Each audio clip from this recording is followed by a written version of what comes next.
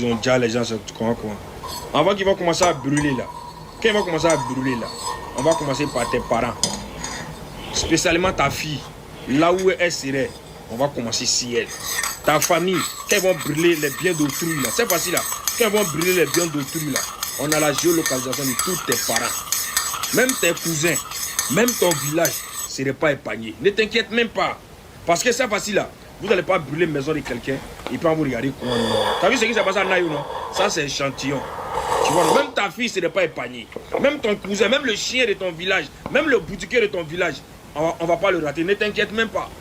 Comme il y a toujours des cafards, il y a des chiens galeux qui sont toujours dans la bêtise. Il y a des gens qui vont t'écouter.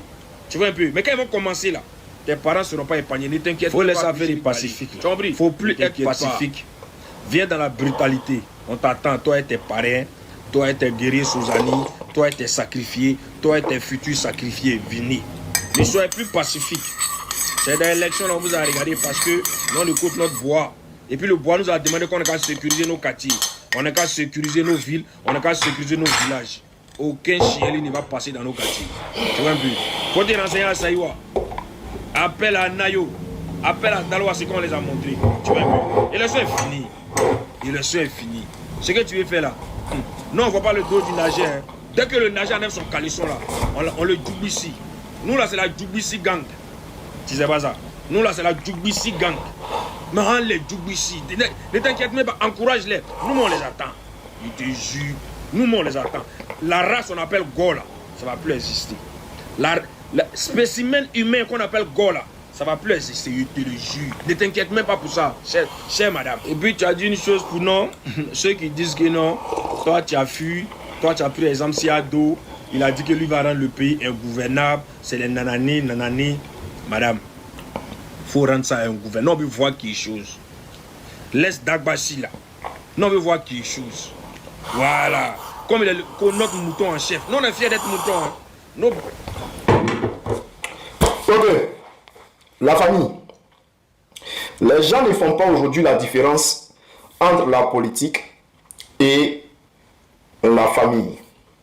C'est-à-dire, quand tu fais la politique, les gens ne vont pas seulement s'attaquer à toi, mais ils vont également s'attaquer à ta famille. Nous faisons la politique, mais il y a certains de nos parents qui ne font pas la politique. Il y a certains de nos parents peut-être qui sont RHDP peut-être même. Pendant que nous sommes peut-être société civile et nous avons notre position, ou nous sommes PPACI et nous avons notre position. Pendant ce temps, il y a des membres de nos familles qui sont souvent RHDP. Bon, par rapport à nous, notre prise de position là, est-ce que vous allez partir tchar, nos parents qui sont RHDP là? Est-ce que parce que nous disons que nous ne voulons pas du 4e mandat d'Alassane Ouattara et qu'Alassane Ouattara vient de faire un braquage électoral, que nos parents qui sont d'accord avec ce 4e mandat là, est-ce que vous allez partir les gens? Parce que depuis l'arrivée au pouvoir d'Alassane Ouattara, il ne fait plus la différence entre celui qui fait la politique et sa famille. On te traite et on traite ta famille comme des criminels.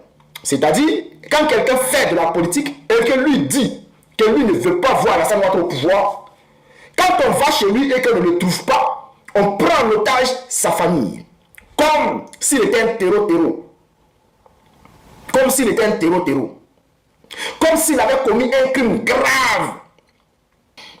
Alors, chers frères, Ouattara a détruit la politique ivoirienne. La politique ivoirienne a été détruite par Alassane Ouattara. Depuis son arrivée au pouvoir, nos familles sont traquées. Nos parents sont traqués. Parce que on n'est juste pas d'accord avec lui. Mais ça a quoi à voir avec nos familles là? Nos familles. Ils ont quoi à voir dedans? Certains même ne font même pas de la politique. Il y a des camarades qui sont PPACI ou même qui sont même des activistes qui ont critiqué Ouattara. Alassane Ouattara avait ses encagoulés chez eux. Il n'a pas trouvé ces personnes-là. Il a pris les familles. Il y en a un, ils ont pris sa petite soeur. Il y en a un, ils ont pris sa copine. Aujourd'hui, c'est un autre mouton du RHDP, comme lui-même il s'est fait appeler, qui s'attaque à la famille de Pucherik Bali. La fille de Pucherik Bali, sa mère, son village, lui, il veut détruire le village de Pucherik Bali si jamais Pucherik Bali appelle les gens dans les rues. Je mets sa vidéo sur ma page pour ne pas que cette vidéo puisse disparaître sur la toile. Frère, ta vidéo va rester là. Un jour, tu vas nous expliquer pourquoi tu demandes à ce que la famille et le village de Pucherik Bali soient massacrés. Et que tu dis ce que tu as fait à Nayo et Petit là. Un jour, tu vas nous expliquer ça. Un seul jour, tu vas nous expliquer ça. Chers frères, sachons faire la part des choses. La politique n'a rien à voir. C'est-à-dire faire de la politique ne veut pas forcément dire que tu es un criminel. Faire de la politique. C'est vrai, il y a des criminels en politique. Je prends un exemple. Alassane Ouattara, c'est un criminel. Tous ces cadres-là sont des criminels parce que ce sont des voleurs.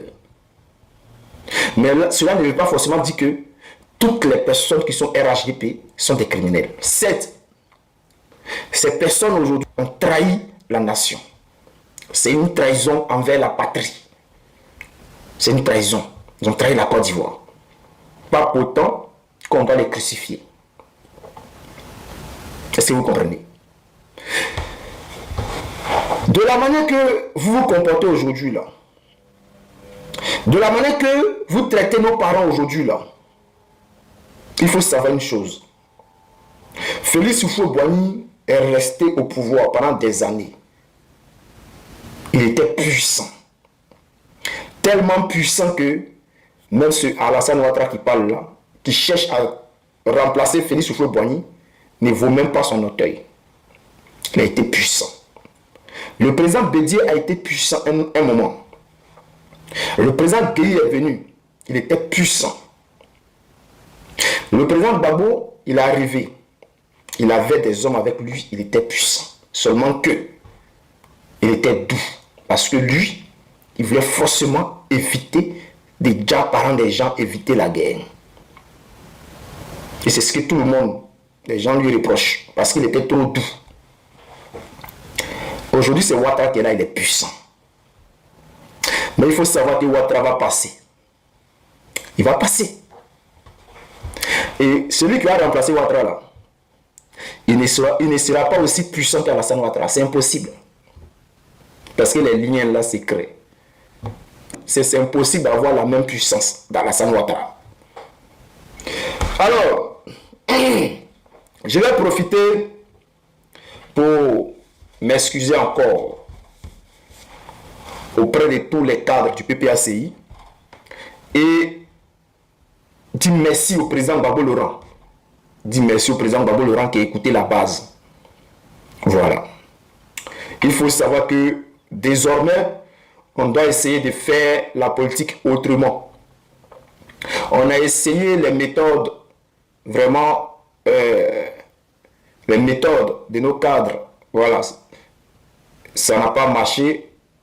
Alors, il faut essayer maintenant une autre stratégie. L'objectif final, c'est de voir Ouattara quitter le pouvoir. Et on a besoin des gens pour assumer le rôle de voir Ouattara partir du pouvoir. Sinon, normalement, le président Gbagbo devait prendre sa retraite.